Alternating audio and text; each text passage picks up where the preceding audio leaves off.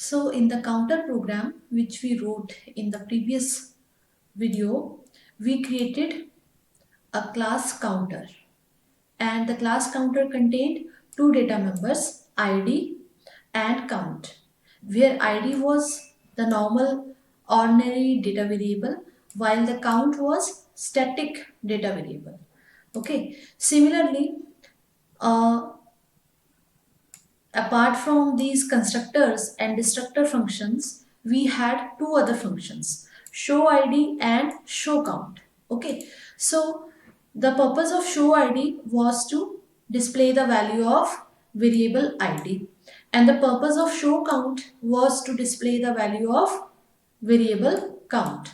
Okay, so this show id function is accessing a instance variable, and this show count function is accessing a class variable. Okay, now what I want is that because show count is a normal function, an ordinary instance function, we have to call it using the object. Okay, like c1 dot show count and c2 dot show count. We cannot call it like this, show count. This is not possible because this is a member of a object.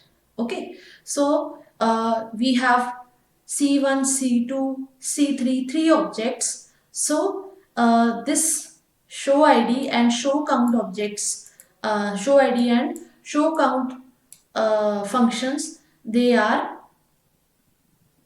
can be called using c1, c2 and c3. Okay, so if I want that I want that I can be able to call this using the name of the class only. Here I am writing counter show count. Okay, then is it possible? Here what I am trying to do is I am trying to associate show count with the class instead of associating with any individual object. Why I want to do this? I want to do this because this show count function belongs to the class. It tells us the total number of objects. It does not seem to belong to any particular object. Okay, so the solution to this is to make this show count static.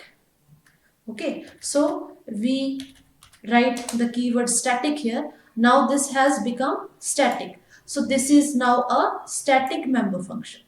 Okay, so this class contains a static data member as well as a static member function. Okay, now whenever I want to call show count, I can call it using the object as well as using the class and scope resolution operator. Both are valid. Okay, for example, here what are we doing?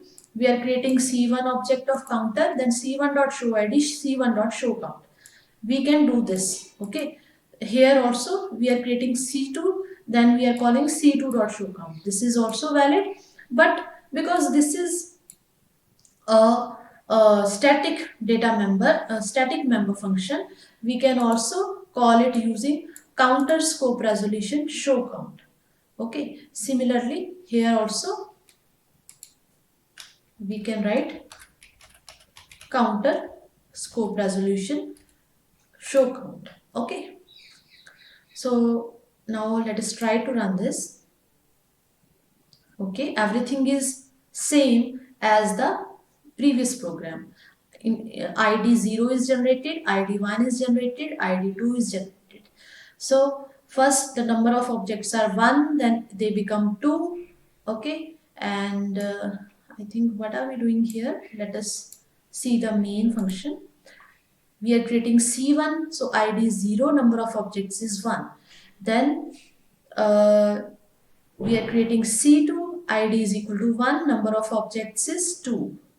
Okay, then we are again calling show count. Now we are calling it using the class and scope resolution operator. Again it is displaying us the value 2. Okay, then we are calling function f. Inside f we are creating another object c3, then c3.showId, it is id 2 and the total number of objects is 3. When this function terminates, the C3 object is destroyed. Okay, so when we call show count, the number of objects now become 2.